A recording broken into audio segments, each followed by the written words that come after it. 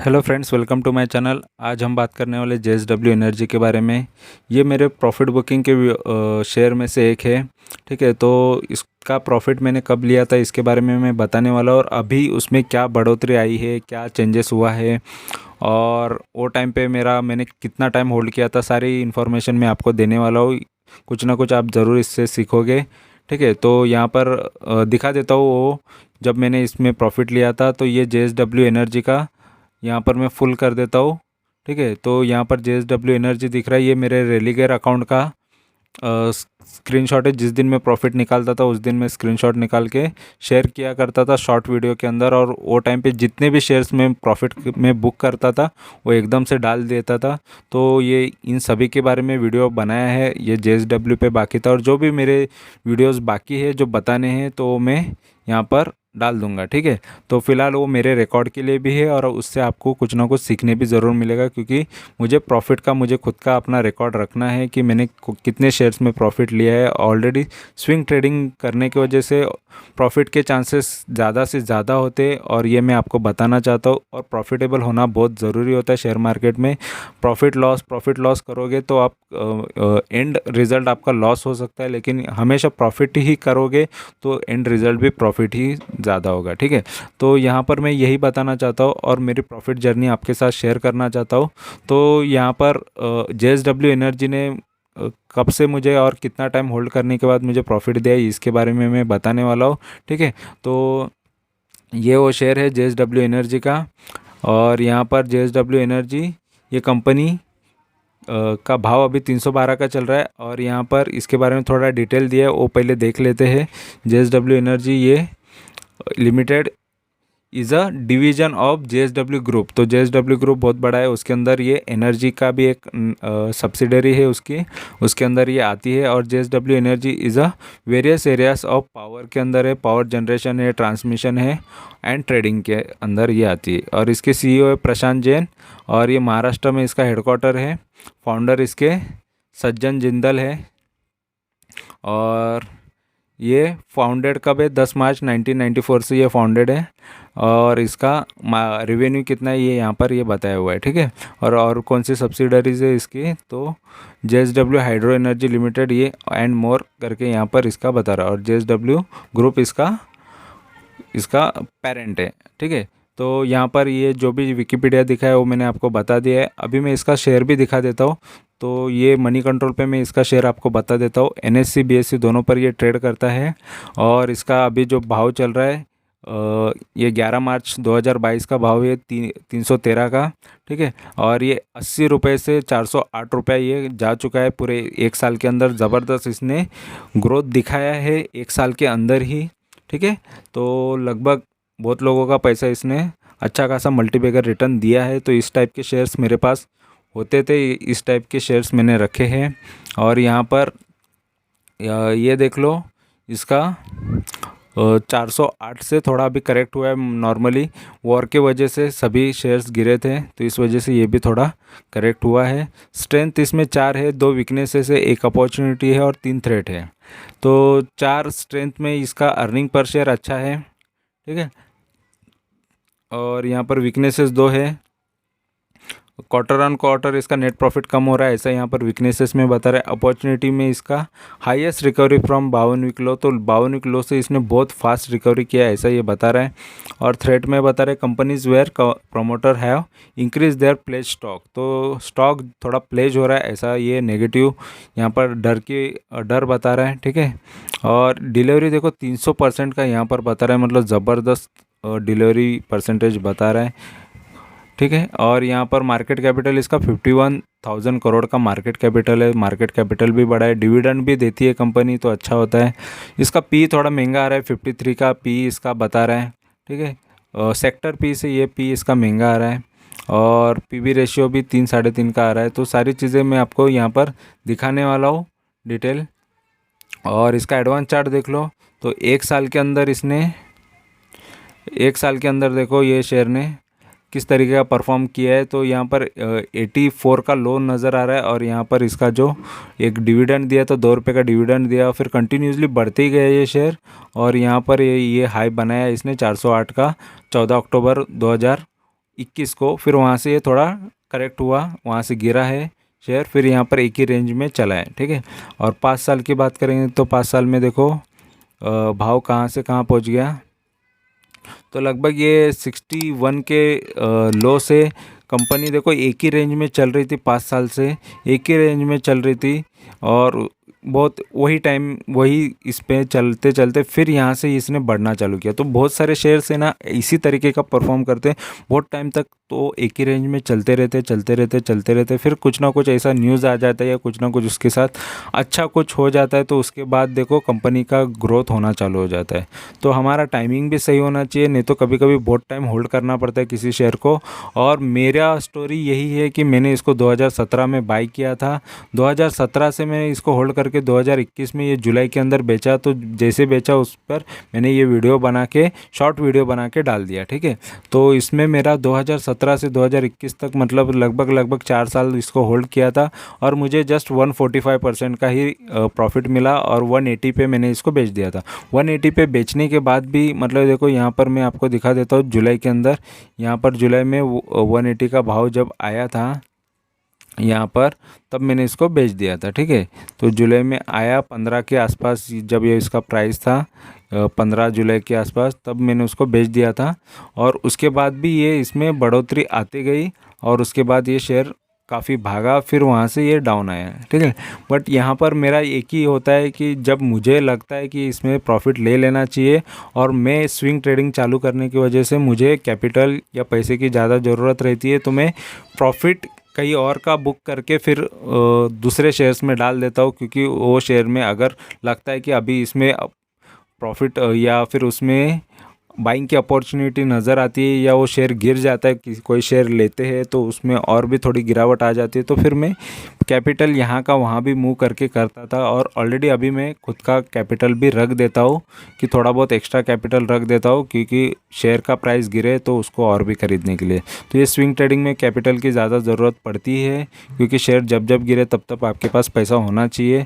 तो उस स्ट्रैटेजी की वजह से ये शेयर में मैंने प्रॉफिट बुकिंग की, लेकिन शेयर कोई ख़राब नहीं था। अगर ना भी करता मैं, क्योंकि ऑलरेडी इतना लॉन्ग टाइम से होल्ड कर रहा था, और भी लॉन्ग टाइम होल्ड करके इसमें और भी ज़्यादा प्रॉफिट ले लेता। देखो शेयर कोई ख़राब चूज़ नहीं किया था, ठीक है। तो 2017 से इसको होल्ड करने के बाद इसमें जब ये बढ़ोतरी आने लगी, तो 145% में मुझे वो टाइम पे डबल या 1.5 गुना भी हो गया शेयर्स, तो अच्छा ही लगा। या 1.5 गुना नहीं, 2 गुना से ज़्यादा हो गया था, 2.5 गुना भी हो गया, तो मेरे लिए वो अच्छा ही था। तो 2.5 गुना मेरे लिए वो शेयर ने दे दिया, वही मेरे लिए काफ़ी था। फिर मैं उससे निकल गया, उसके बाद भी शेयर ज़बरदस्त बढ़ गया। तो फिलहाल जो 1 साल से इन्वेस्टेड थे उनका तो डबल ट्रिपल हो ही गया था, या 4-5 गुना भी पकड़ सकते हो। तो उतना तो रिटर्न इसने दिया ही था, 4 गुना का रिटर्न, या 4 या 5 गुना का रिटर्न इसने सभी को दिया था, क्योंकि 80 रुपये से इतना भागा हुआ था, ठीक है। और उसके बाद भी गिरावट तो होती है, कहीं ना कहीं जाके शेयर करेक्ट होता ही है, कोई तो एक रीज़न चाहिए रहता है। तो हमेशा मुझे तो यही होता है कि अगर लॉन्ग टर्म के लिए रखना है तो मैं बिंदास रख देता हूँ, अगर ट्रेडिंग के हिसाब से रखता हूँ तो मुझे हमेशा डर रहता है कि शेयर कहीं फिर से गिर ना जाए, तो इसलिए मैं बेच भी देता हूँ।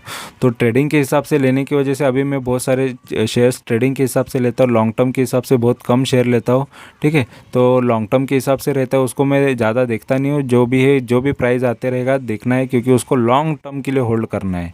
लॉन्ग टर्म कभी भी 1 साल 1.5 साल 2 साल के ऊपर ही जाता है, जैसे इसको 4 साल से होल्ड कर रहा था, वैसे पहले ओनली मैं लॉन्ग टर्म के हिसाब से सोचता था। तो बहुत सारे शेयर्स डाउन भी जाते थे, बहुत सारे शेयर्स अच्छे खासे मल्टीबैगर भी बन जाते थे, 300 400 500% भी हो जाते थे, और कुछ शेयर तो 90% भी गिर गए थे। तो इस तरीके का रिटर्न्स आता है लॉन्ग टर्म में भी।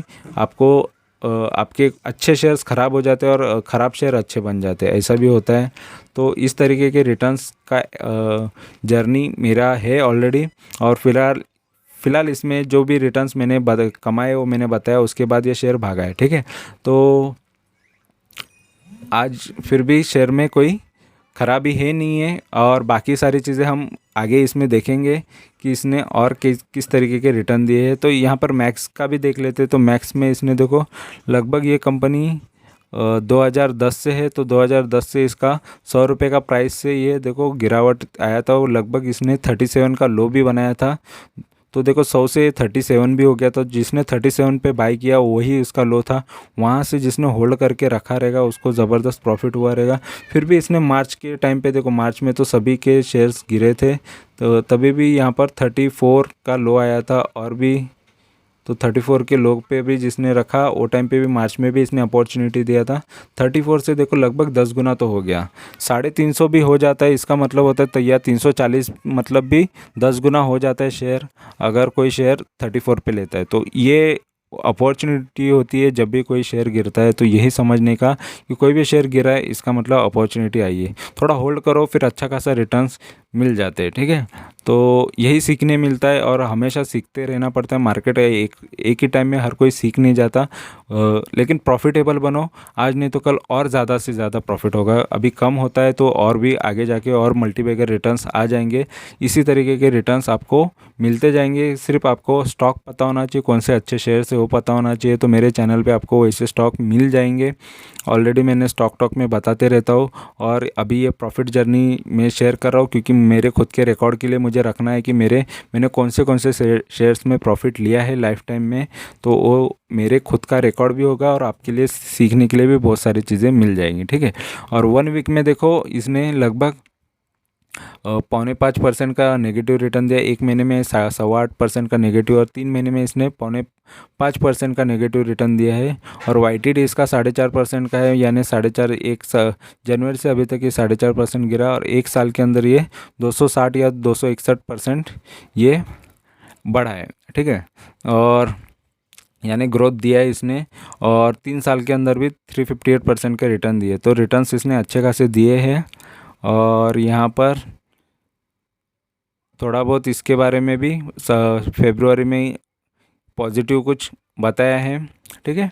और न्यूज़, और यहाँ पर इसके फाइनेंशियल अभी देखेंगे तो फाइनेंशियल का ओवरव्यू देख लो।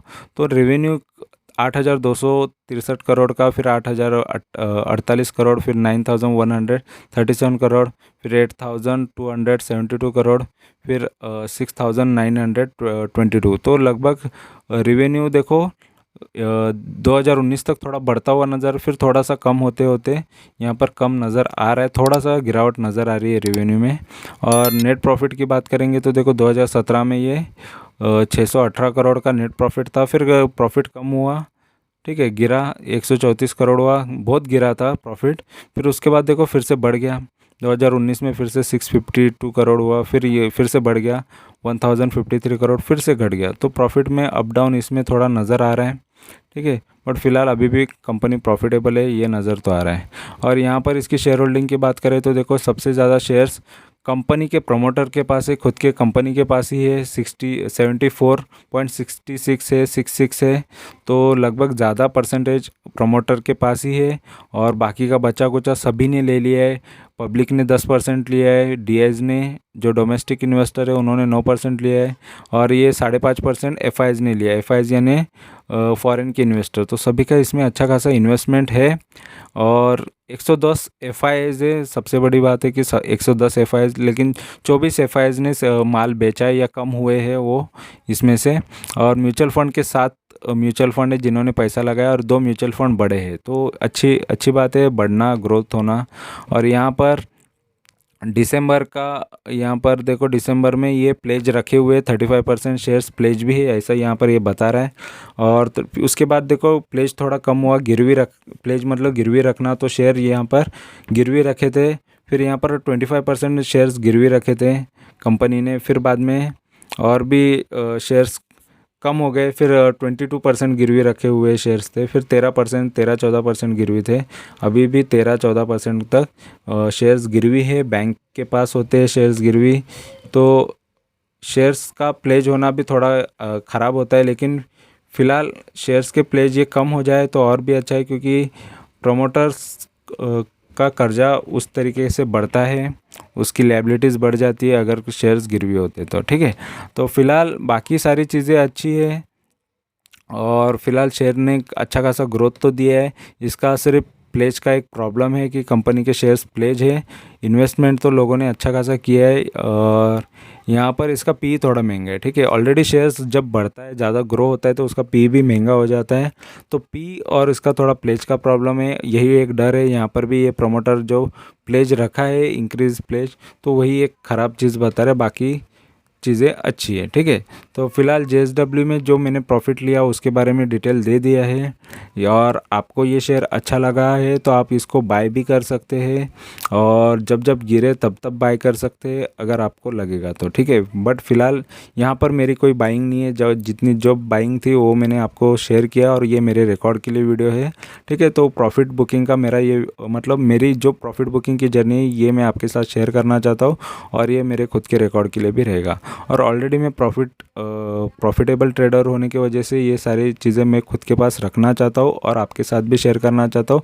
और जो जो स्टॉक अभी मेरे पोर्टफोलियो में अभी एट प्रेजेंट है उसके बारे में भी मैंने वीडियोस डाले हैं, वो आप देख सकते हो, और उसमें भी प्रॉफिट होने के बाद वो भी शेयर किया जाएगा आपके साथ कि इसमें मैंने प्रॉफिट बुकिंग किया है, ठीक है। तो वीडियो अच्छा लगा है तो लाइक करो, कमेंट करो, दोस्तों के साथ शेयर करो, और चैनल को सब्सक्राइब करो।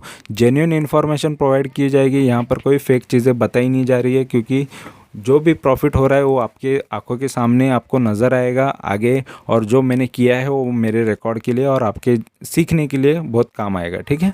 तो वीडियो अच्छा लगा है तो चैनल को ज़रूर सब्सक्राइब करो। Thank you very much for watching my video. Thank you, bye bye.